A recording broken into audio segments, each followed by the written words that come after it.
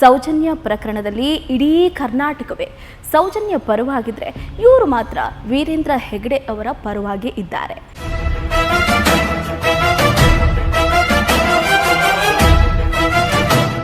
Lawyer Jagadish ಅವರಿಗೆ ಇವರು ಒಡಿಸಿದ್ರು ಅನ್ನುವಂತಹ ಆರೋಪವನ್ನು ಕೂಡ ಮೈ ಮೇಲೆ ಹೊತ್ಕೊಂಡಿದ್ದಾರೆ.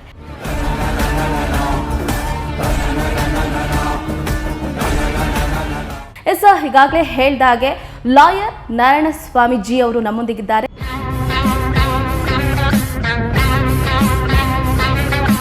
ಇಡೀ ಕರ್ನಾಟಕ ಏನು ಧರ್ಮಸ್ಥಳದ ಸೌಜನ್ಯ ಪರವಾಗಿ ಇದ್ರೆ ಏನೋ ಒಂದು ಕಡೆ ನೀವು ಲಾಯರ್ ಆಗಿ ಧರ್ಮಸ್ಥಳ ಹಾಗೆ ವೀರೇಂದ್ರ ಹೆಗಡೆ ಅವರ ಪರವಾಗಿ ಇದ್ದೀರಾ, ನಿಮ್ಗೆ ಇದು ಸರಿ ಅನಿಸ್ತಿದ್ಯಾ ಅಂತ? ಇಡೀ ಕರ್ನಾಟಕ ಸೌಜನ್ಯ ಒಂದು ಪ್ರಕರಣದ ಪರವಾಗಿ ಏನಿಲ್ಲ. ಈ ಸೋಷಿಯಲ್ ಮೀಡಿಯಾದಲ್ಲಿ ಯಾರೋ ಒಬ್ಬ ಸಮೀರ್ MD ಅನ್ನೋನು ಮಾಡಿದ ತಕ್ಷಣ ಅದೇ ಸತ್ಯ ಅಂತ ಒಂದು ಜನ ಕೆಲವೊಬ್ಬರು ನಂಬಿದ್ದಾರೆ. ಎಲ್ಲರೂ ಒಂದು ರೂಟಲ್ಲಿ ಹೋಗ್ತಾ ಇದ್ದಾರೆ, ಇಡೀ ಕರ್ನಾಟಕನೇ ಒಂದು ರೂಟಲ್ಲಿ ಇದ್ರೆ ನೀವು ಮಾತ್ರ ರಾಂಗ್ ರೂಟಲ್ಲಿ ಇದ್ದೀರಿ ಅಂತ ನಿಮ್ಗೆ ಯಾವತ್ತೂ ಅನಿಸ್ಲಿಲ್ವ?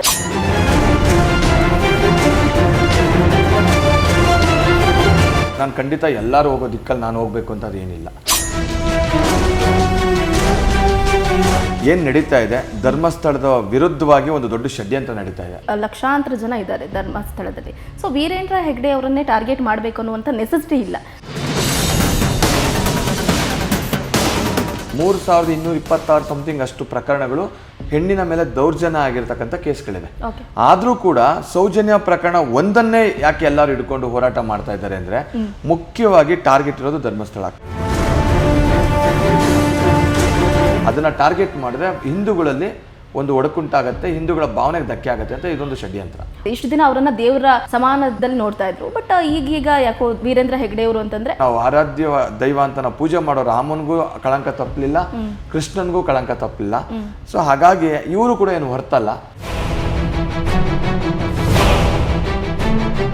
ಈಗ ಸೌಜನ್ಯ ಈ ರೇಪ್ಗೆ ಸೊ ಯಾರು ಕಾರಣ ಹಾಗಾದ್ರೆ? ಯಾಕಂದ್ರೆ ನೀವು ಒಬ್ಬ ವಕೀಲರಾಗಿ ನೋಡಿ, ಇವತ್ತು ಲಕ್ಷಾಂತರ ಕೇಸ್ಗಳು ಕ್ರಿಮಿನಲ್ ಕೇಸ್ಗಳಾಗತ್ತೆ. ಎಲ್ಲಾ ಕೇಸಲ್ಲೂ ಎಲ್ಲರಿಗೂ ಶಿಕ್ಷೆ ಆಗಲ್ಲ. ಆಗಿದ್ದಿದ್ರೆ ಇಡೀ ಬೆಂಗಳೂರು ಜೈಲಾಗಬೇಕಾಗಿತ್ತು.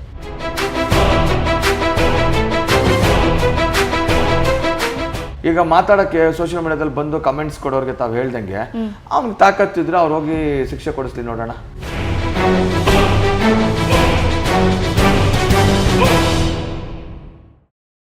ನಮಸ್ಕಾರ, ಸ್ಪೇಡ್ ನ್ಯೂಸ್ನ ವಿಶೇಷ ಕಾರ್ಯಕ್ರಮಕ್ಕೆ ಸ್ವಾಗತ.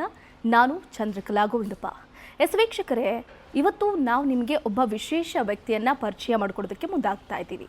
ಸೋಷಿಯಲ್ ಮೀಡಿಯಾದಲ್ಲಿ ಇವ್ರದೇ ಹವಾ, ಅದರಲ್ಲೂ ಮುಖ್ಯವಾಗಿ ಸೌಜನ್ಯ ಪ್ರಕರಣದಲ್ಲಿ ಇಡೀ ಕರ್ನಾಟಕವೇ ಸೌಜನ್ಯ ಪರವಾಗಿದ್ರೆ ಇವರು ಮಾತ್ರ ವೀರೇಂದ್ರ ಹೆಗಡೆ ಅವರ ಪರವಾಗಿ ಇದ್ದಾರೆ. ಅಷ್ಟೇ ಅಲ್ಲದೆ ದರ್ಶನ್ ಲಾಯರ್ ಕೂಡ ಆಗಿದ್ರು. ಲಾಯರ್ ಜಗದೀಶ್ ಅವರಿಗೆ ಇವರು ಒಡಿಸಿದ್ರು ಅನ್ನುವಂತಹ ಆರೋಪವನ್ನು ಕೂಡ ಮೈ ಮೇಲೆ ಹೊತ್ಕೊಂಡಿದ್ದಾರೆ. ಅಷ್ಟೇ ಅಲ್ಲದೆ ಮುತ್ತಪ್ಪ ರೈ ಅವರ ಜೊತೆಯೂ ನಂಟನ್ನ ಹೊತ್ತಿರುವಂತಹ ವಕೀಲರೊಬ್ಬರನ್ನ ನಾನು ನಿಮಗೆ ಪರಿಚಯ ಮಾಡಿಕೊಡೋದಕ್ಕೆ ಹೋಗ್ತಾ ಇದ್ದೀನಿ. ಇನ್ಯಾಕೆ ತಡ, ಇವರು ಸಕಲಕಲಾ ವಲ್ಲಭರು ಅಂತಲೇ ಹೇಳ್ಬೋದು. ಯಾಕಂತಂದರೆ ಎಲ್ಲದರಲ್ಲೂ ಕೂಡ ಎತ್ತಿದ ಕೈ. ಇನ್ಯಾಕೆ ತಡ, ಇವರನ್ನು ನಾನು ಕಾರ್ಯಕ್ರಮಕ್ಕೆ ವೆಲ್ಕಮ್ ಮಾಡ್ತಾ ಇದ್ದೀನಿ.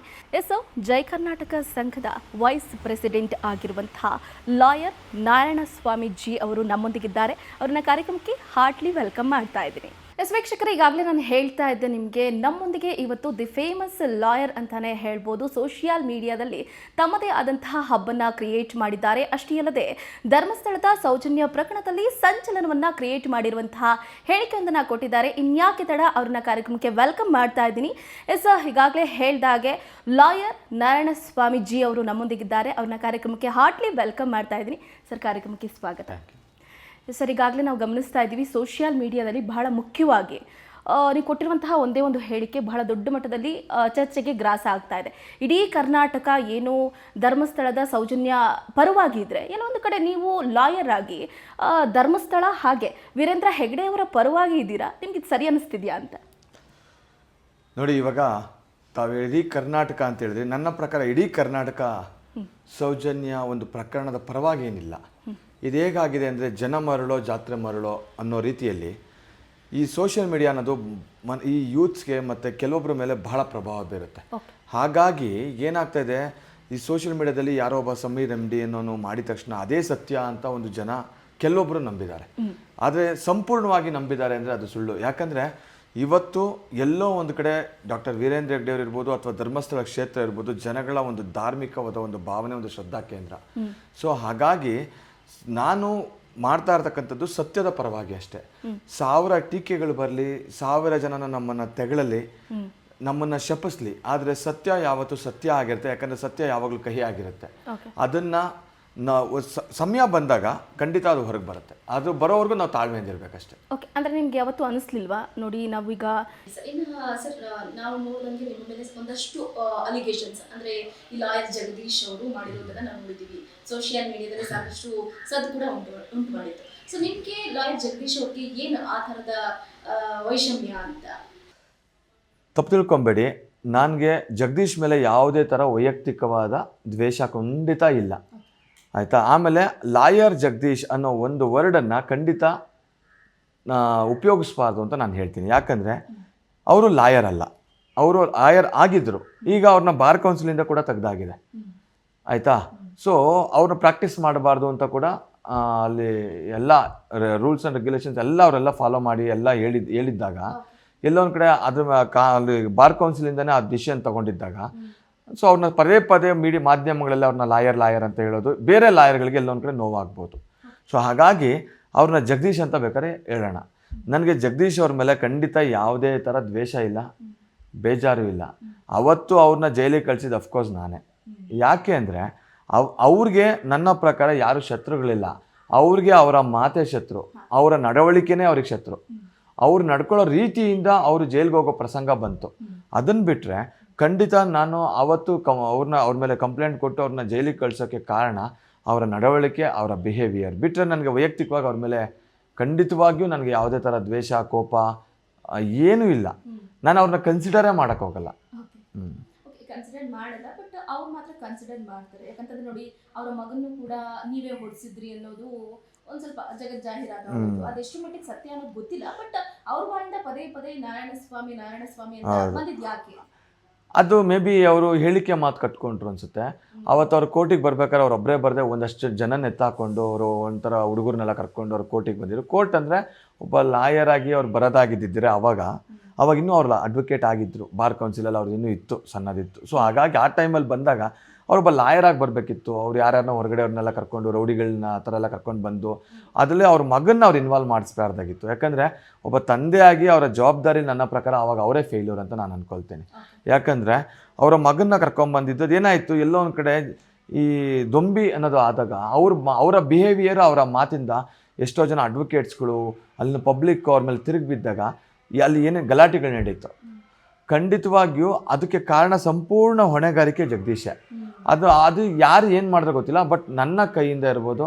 ನಾನು ಸತ್ಯವಾಗ್ಲೂ ನನಗೆ ಜಗದೀಶ್ ಮೇಲೆ ಆಗ್ಬೋದು, ಅವ್ರ ಮಗನ್ನೇ ನಾನು ಖಂಡಿತ ಹೊಡೆದೂ ಇಲ್ಲ.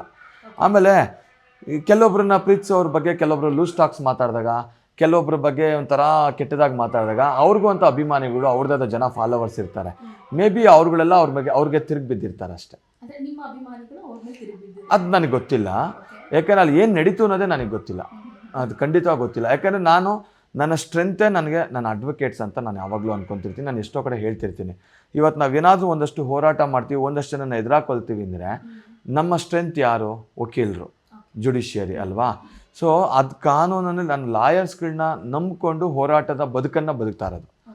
ನನ್ನ ಸ್ವಶಕ್ತಿ, ನಾನು ಹೋರಾಟಗಳು ಮಾಡ್ತೀನಿ ಸಮಾಜಕ್ಕೋಸ್ಕರ, ನಾವು ಏನೋ ಒಂದು ಕೊಡುಗೆ ಕೊಡ್ತೀವಿ ಅಂದರೆ ನಾನು ಅಡ್ವೊಕೇಟ್ ಅನ್ನೋದು ಒಂದು, ಎರಡನೇದು ನನ್ನ ಹಿಂದೆಗಡೆ ವಕೀಲರ ಶಕ್ತಿ ಇದೆ ಅಂತ. ಸೊ ಹಾಗಾಗಿ ಎಲ್ಲೋ ಒಂದು ಕಡೆ ಅಡ್ವೊಕೇಟ್ ಅಂತ ಆಗಿದ್ದಂಥ ಜಗದೀಶು ಅವತ್ತಿನ ಕಾಲದಲ್ಲಿ ವಕೀಲರನ್ನ ದೂಷಣೆ ಮಾಡಬಾರ್ದಾಗಿತ್ತು. ವಕೀಲರ ಶಕ್ತಿ ಇಟ್ಕೊಂಡು ಈ ಸಮಾಜದ ದುಷ್ಟರ ವಿರುದ್ಧವಾಗಿ ಹೋರಾಟ ಮಾಡಬೇಕಾಗಿತ್ತು. ಎಲ್ಲರೂ ಒಂದು ರೂಟಲ್ಲಿ ಹೋಗ್ತಾ ಇದ್ದಾರೆ, ಇಡೀ ಕರ್ನಾಟಕನೇ ಒಂದು ರೂಟಲ್ಲಿ ಇದ್ದರೆ ನೀವು ಮಾತ್ರ ರಾಂಗ್ ರೂಟಲ್ಲಿ ಇದ್ದೀರಿ ಅಂತ ನಿಮ್ಗೆ ಯಾವತ್ತೂ ಅನಿಸ್ಲಿಲ್ವಾ? ಜಸ್ಟ್ ಬಿಕಾಸ್ ನೋಡಿ, ಸೋಷಿಯಲ್ ಮೀಡಿಯಾದಲ್ಲಿ ನಿಮಗೆ ಬರ್ತಾ ಇರುವಂತಹ ಕಮೆಂಟ್ಸ್ಗಳನ್ನ ನಾವು ಗಮನಿಸಿದ್ದೀವಿ. ಸೊ ಅವಾಗ ಹೆಂಗೆ ಅನಿಸ್ತು ನಿಮಗೆ ಅಂತ? ಖಂಡಿತ ಬೇಜಾರಾಗತ್ತೆ. ಆದರೆ ಒಂದನ್ನು ತಿಳ್ಕೊಳ್ಳಿ, ಇಡೀ ಕರ್ನಾಟಕ ಒಂದು ದಿಕ್ಕು, ನಾನೊಂದು ದಿಕ್ಕು ಅಲ್ಲ. ನಾನು ಖಂಡಿತ ಎಲ್ಲರೂ ಹೋಗೋ ದಿಕ್ಕಲ್ಲಿ ನಾನು ಹೋಗಬೇಕು ಅಂತ ಅದೇನಿಲ್ಲ. ನಾನು ಇಂಡಿವಿಜುವಲ್, ನನ್ನ ಅಭಿಪ್ರಾಯನ ನಾನು ವ್ಯಕ್ತಪಡಿಸ್ತೀನಿ. ನನ್ನ ಪ್ರಕಾರ ಏನು ನಡೀತಾ ಇದೆ, ಧರ್ಮಸ್ಥಳದ ವಿರುದ್ಧವಾಗಿ ಒಂದು ದೊಡ್ಡ ಷಡ್ಯಂತ್ರ ನಡೀತಾ ಇದೆ.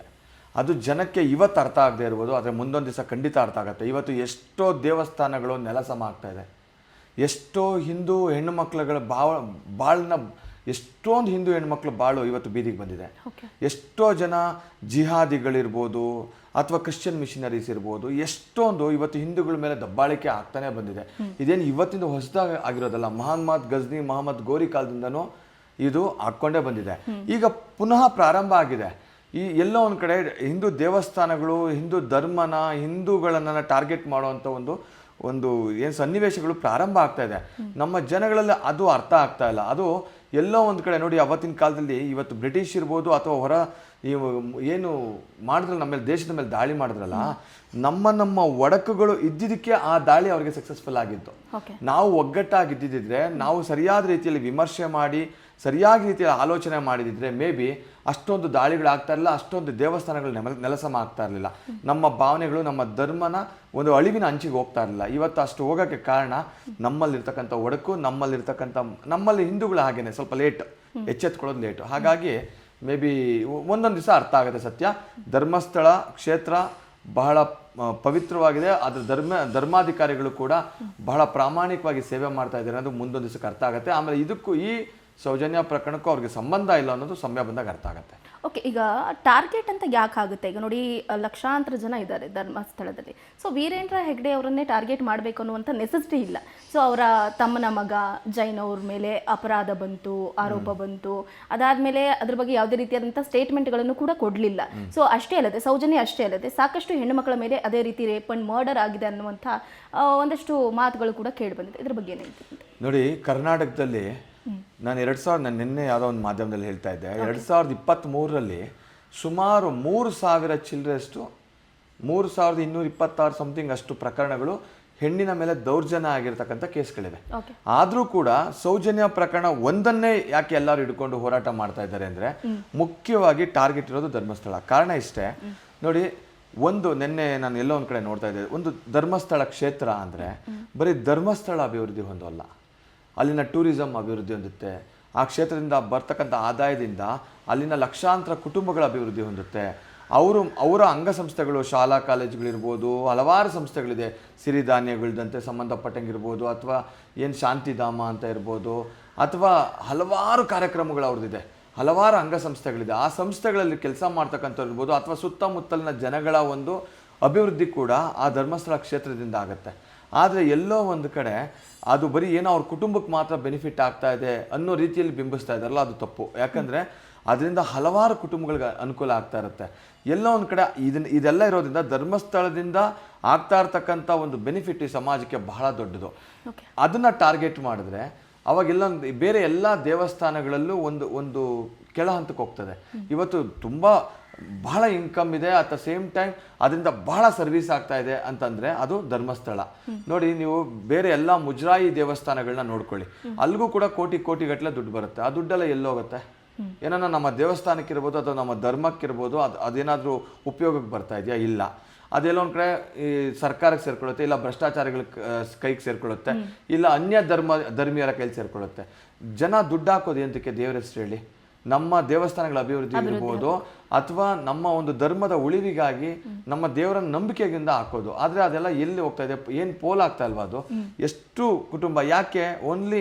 ಹಾಗಾಗಿ ಎಲ್ಲೋ ಒಂದು ಕಡೆ ಜನ ಇವತ್ತು ಮುಜರಾಯಿ ಒಂದು ಅಂತ ಏನಿದೆ ಸಂಸ್ಥೆ, ಅದ್ರ ಮೇಲೆ ಜನ ನಂಬಿಕೆ ಕಳ್ಕೊಂಡಿದ್ದಾರೆ. At the same time Dharmasthala ಮಾಡ್ತಾ ಇರ್ತಕ್ಕಂಥ ಕೆಲಸನ ಯಾರು ಇನ್ನೊಬ್ರು ಮಾಡೋಕ್ಕೆ ಸಾಧ್ಯ ಇಲ್ಲ. ಅದು ನಮ್ಮ ಕರ್ನಾಟಕದಲ್ಲೇ ಆ ಥರ ಒಂದು ಏನಂತಾರೆ ಶ್ರದ್ಧಾ ಕೇಂದ್ರ ಖಂಡಿತ ಮತ್ತೊಂದಿಲ್ಲ ಅಂತ ಹೇಳ್ಬೋದು. ಅದಕ್ಕಾಗಿ ಅದನ್ನು ಟಾರ್ಗೆಟ್ ಮಾಡಿದ್ರೆ ಹಿಂದೂಗಳಲ್ಲಿ ಒಂದು ಒಡಕುಂಟಾಗತ್ತೆ, ಹಿಂದೂಗಳ ಭಾವನೆಗೆ ಧಕ್ಕೆ ಆಗುತ್ತೆ ಅಂತ ಇದೊಂದು ಷಡ್ಯಂತ್ರ.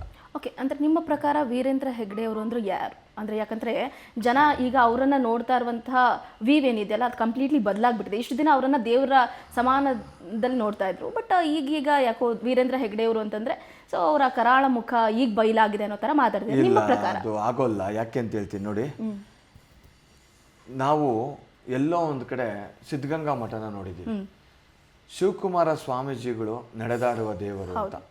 ಖಂಡಿತವಾಗಿಯೂ ಅಂಥವ್ರು ಮತ್ತೆ ಹುಟ್ಟಿ ಬಂದು ಅಂಥವ್ರ ಆಶೀರ್ವಾದ ನಮ್ಗೆ ಇರಬೇಕು ಅಂತ ನಾವು ಎಕ್ಸ್ಪೆಕ್ಟ್ ಮಾಡ್ತೀವಿ. ಅಂಥ ಒಂದು ಮಹಾನ್ ಚೇತನ ಅವರು. ಎಲ್ಲೋ ಒಂದು ಕಡೆ ಯಾರಿಗೂ ಕೂಡ ಅಪವಾದಗಳು ತಪ್ಪಿದ್ದಲ್ಲ. ಕೃಷ್ಣ ರಾಮನಿಂದ ಹಿಡಿದು ಯಾರಿಗೂ ಅಪವಾದಗಳು ತಪ್ಪಿದ್ದಲ್ಲ. ಹಾಗೆಯೇ ಎಲ್ಲೋ ಈ ಶಿವಕುಮಾರ ಸ್ವಾಮೀಜಿಗಳು ತದನಂತರ ಎಲ್ಲೋ ಒಂದು ಕಡೆ ಸೇವಾ ದೃಷ್ಟಿಯಲ್ಲಿ, ಇವರು ಸ್ವಾಮೀಜಿ ಅಲ್ಲ, ವೀರೇಂದ್ರ ಹೆಗ್ಗಡೆ ಅವರು ಧರ್ಮಾಧಿಕಾರಿಗಳು, ಒಂದು ಆಡಳಿತವನ್ನು ನಡೆಸ್ತಾ ಇರ್ತಕ್ಕಂಥವ್ರು. ಆದರೆ ಈ ಸೇವಾ ದೃಷ್ಟಿಯಲ್ಲಿ ನೋಡಿದ್ರೆ ಆ ಶಿವಕುಮಾರ ಸ್ವಾಮೀಜಿಗಳ ಸಾಲಿನಲ್ಲಿ ಬರ್ತಾರೆ ಅವರು. ಯಾಕಂದ್ರೆ ಆ ಒಂದು ಹಿರಿಯ ವಯಸ್ಸಿನಲ್ಲಿ ಕೂಡ ಇವತ್ತು ಸೇವೆ ಮಾಡ್ತಾ ಬರ್ತಾ ಇದ್ದಾರೆ.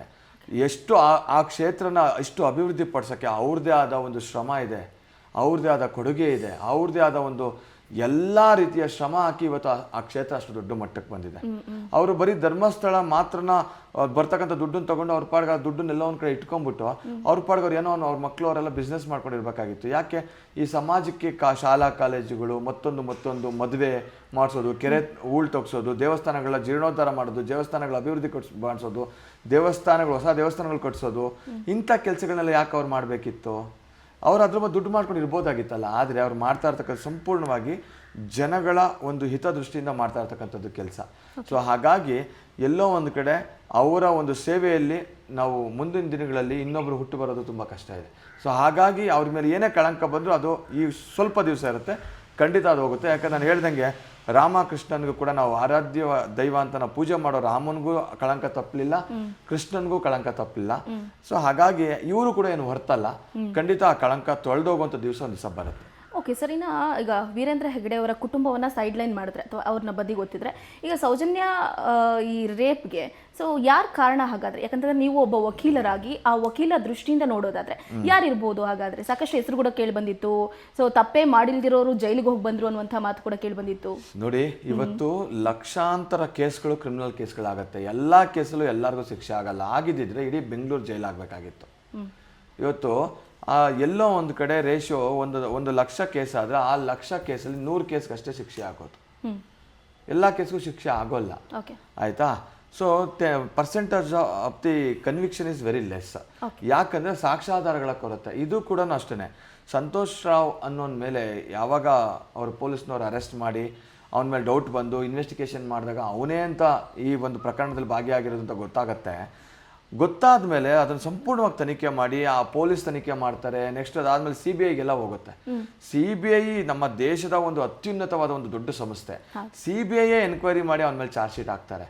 ತದನಂತರ ಎಲ್ಲೊಂದು ಕಡೆ ಕೋರ್ಟಿಗೆ ಬಂದಾಗ ಟ್ರಯಲ್ಗಳಲ್ಲಿ ಮೇ ಬಿ ಕೆಲವೊಬ್ರು ವೈಫಲ್ಯ ಇರ್ಬೋದು, ಸಾಕ್ಷಿಗಳು ಹೇಳೋದಿಲ್ಲ ಸರಿಯಾಗಿ, ಹಾಗೆ ಅಲ್ಲಿ ಪ್ರಾಸಿಕ್ಯೂಷನ್ ಸರಿಯಾಗಿ ಕೇಸ್ ನಡೆಸೋದಿಲ್ಲ.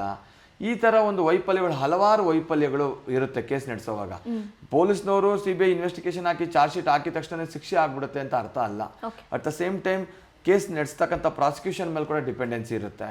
ಅಲ್ಲಿ ಎಲ್ಲ ರೀತಿಯಲ್ಲೂ ಸಾಕ್ಷ್ಯಾಧಾರಗಳ ಮೇಲೆ ಡಿಪೆಂಡೆನ್ಸಿ ಇರುತ್ತೆ. ಬಂದು ಸಾಕ್ಷಿಗಳು ಯಾವ ರೀತಿ ಹೇಳ್ತಾರೆ ಅನ್ನೋದ್ರ ಮೇಲೆ ಡಿಪೆಂಡೆನ್ಸಿ ಇರುತ್ತೆ. ಹಾಗಾಗಿ ಅವನಿಗೆ ಎಲ್ಲೋ ಒಂದು ಕಡೆ ಕನ್ವಿಕ್ಷನ್ ಆಗೋದು ತಪ್ಪಿ ಅಕ್ವಿಟಲ್ ಆಗಿದೆ. ಈ ಸಮಾಜದ ದುಷ್ಟರ ವಿರುದ್ಧವಾಗಿ ಹೋರಾಟ ಮಾಡಬೇಕಾಗಿತ್ತು. ಇನ್ವಾಲ್ವ್ ಆಗಿ ಎಲ್ಲ ನೋಡಿರೋದ್ರಿಂದ ನನಗೆ ಆ ಕೇಸ್ ಬಗ್ಗೆ ಸಂಪೂರ್ಣವಾಗಿ ನನಗೆ ಮಾಹಿತಿನೂ ಇದೆ. ನಾನು ಒಂದೊಂದು ವಿಟ್ನೆಸ್ ಕೂಡ ಯಾವ್ಯಾವ ರೀತಿ ಹೇಳಿದ್ದಾರೆ ಅಂತ ಹೇಳೋಷ್ಟು ಮತ್ತೆ ಮಾಹಿತಿ ಇದೆ. ನಾನು ಸಂಪೂರ್ಣವಾಗಿ ವಿಶ್ಲೇಷಣೆ ಮಾಡಿದೆ, ಅದನ್ನ ಓದದೆ ನಾನು ಮಾತಾಡ್ತಾ ಇಲ್ಲ.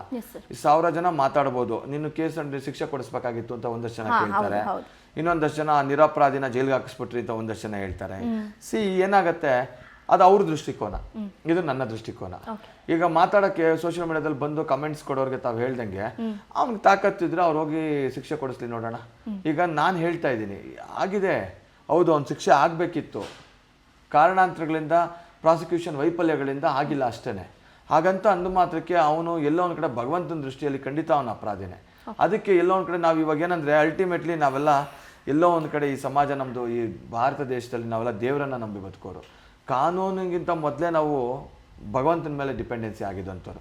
ಇವತ್ತು ಅನ್ಕೊಬೇಕಷ್ಟೇ, ಕಾನೂನು ಕೈಲಿ ಅವನಿಗೆ ಶಿಕ್ಷೆ ಆಗಲಿಲ್ಲ, ದೇವರಿದ್ದಾನೆ ಅಂತ ಅನ್ಕೊಬೇಕಷ್ಟೇ. ಭಗವಂತ ಖಂಡಿತ ಅವ್ನಿಗೆ ಶಿಕ್ಷೆ ಕೊಡ್ತಾನೆ ಅಂತ ಅನ್ಕೊಬೇಕು ಬಿಟ್ರೆ ಸಮ್ಟೈಮ್ಸ್ ಎಲ್ಲರಿಗೂ ಶಿಕ್ಷೆ ಆಗಲ್ಲ. ಸೊ ಅದು ದೇವರ ಕಾನೂನು, ಕೋರ್ಟ್ ಅನ್ನೋದೊಂದು ಇದೆಯಲ್ಲ, ಖಂಡಿತ ಅಲ್ಲಿ ಶಿಕ್ಷೆ ಆಗಲಿ ಅಂತ ದೇವರ ಹತ್ರ ಕೇಳ್ಕೊಬೇಕಷ್ಟೇ. ಹೆಚ್ಚಿನ ಸುದ್ದಿಗಳಿಗಾಗಿ ನಮ್ಮ ಚಾನೆಲ್ನ ಸಬ್ಸ್ಕ್ರೈಬ್ ಮಾಡಿ.